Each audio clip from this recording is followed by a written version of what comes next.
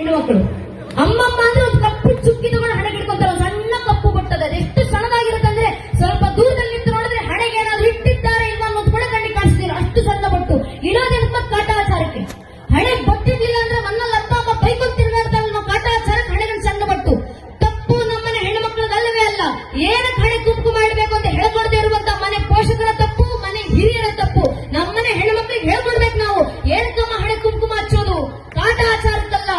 ಮಾರ್ಕಂಡ ಋಷಿಮುನಿಗಳು ದೇವಿ ಭಾಗವತದಲ್ಲಿ ಬರೀತಾರೆ, ಶುಂಭನಿ ಶುಂಭ ಎಂಬ ಇಬ್ಬರು ರಾಕ್ಷಸರು ತಾಯಿ ಜಗನ್ಮಾತೆಯನ್ನ ಕೆಟ್ಟ ದೃಷ್ಟಿಯಿಂದ ನೋಡಿದಾಗ ತಾಯಿ ಜಗನ್ಮಾತೆ ಖುದ್ದು ಕ್ರೋಧಿತರಾಗಿ ಶಾಂಭವಿ ಅವತಾರನ ತಾಳಿ ನಿಂತು ಶುಂಭನಿ ಶುಂಭರ ಸಂಹಾರವನ್ನ ಮಾಡಿ ಆ ರಾಕ್ಷಸರ ರಕ್ತವನ್ನು ತೆಗೆದುಕೊಂಡು ತಾಯಿ ಜಗನ್ಮಾತೆ ತನ್ನ ಹಣೆ ಹಚ್ಕೊಂಡ್ರಂತೆ. ಅದರ ಸಂಕೇತವಾಗಿ ನಮ್ಮನ್ನ ಹೆಣ್ಮಕ್ಳು ಇವತ್ತಿಗೂ ಹಣೆ ಕುಂಕುಮ ಮಾಡಿದ್ದಾರೆ. ಯಾಕೆ? ಎದುರಿಗೆ ಬರುವಂತ ಪುರುಷರಿಗೆ ಎಚ್ಚರಿಕೆಯನ್ನ ನೀಡಲಿಕ್ಕೆ. ಒಂದು, ನಿನ್ನ ನನ್ನ ತಾಯಿ ಸ್ಥಾನದಲ್ಲಿ